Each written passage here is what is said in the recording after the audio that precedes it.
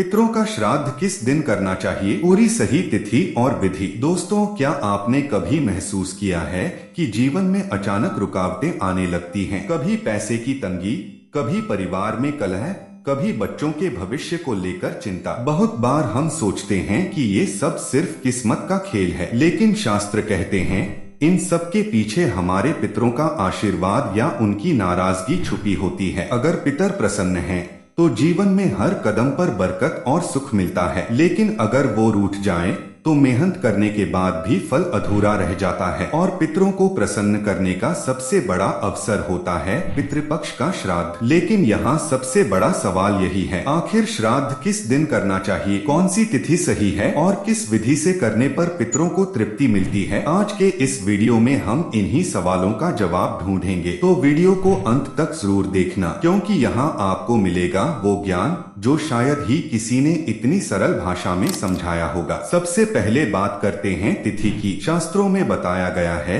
कि पितृपक्ष की शुरुआत भाद्रपद मास की पूर्णिमा से होती है और इसका समापन आश्विन अमावस्या को होता है, जिसे सर्वपितृ अमावस्या कहा जाता है। यानी पितृपक्ष कुल 16 दिनों का होता है। इन 16 दिनों में हर दिन उन पितरों के लिए श्राद्ध किया जाता है जिनका देहांत उसी तिथि को हुआ था। मान लीजिए किसी का निधन चतुर्दशी तिथि को हुआ है, तो हर साल पितृपक्ष की चतुर्दशी को ही उनका श्राद्ध करना चाहिए। इसी तरह अगर किसी का देहांत द्वितीया तिथि को हुआ है, तो श्राद्ध भी द्वितीया को ही होगा। इसे ही तिथि श्राद्ध कहा जाता है। लेकिन अब एक सवाल आता है, अगर किसी कारण से हम अपने पितरों का श्राद्ध उनकी सही तिथि पर नहीं कर पाए, तो क्या उनका श्राद्ध अधूरा रह जाएगा? तो इसका जवाब है नहीं। इसके लिए शास्त्रों में एक दिन तय किया गया है, जिसे कहते हैं सर्वपितृ अमावस्या। इस दिन उन सभी पितरों का श्राद्ध किया जा सकता है जिनकी तिथि याद न हो या जिनका श्राद्ध किसी कारण से छूट गया हो। इसीलिए इस दिन को सबसे पवित्र और शक्तिशाली माना गया है। अब आते हैं श्राद्ध की विधि पर। सुबह जल्दी उठकर स्नान कीजिए और शुद्ध वस्त्र पहन लीजिए। फिर अपने घर में पितरों के नाम से तर्पण कीजिए। इसके लिए एक पात्र में जल,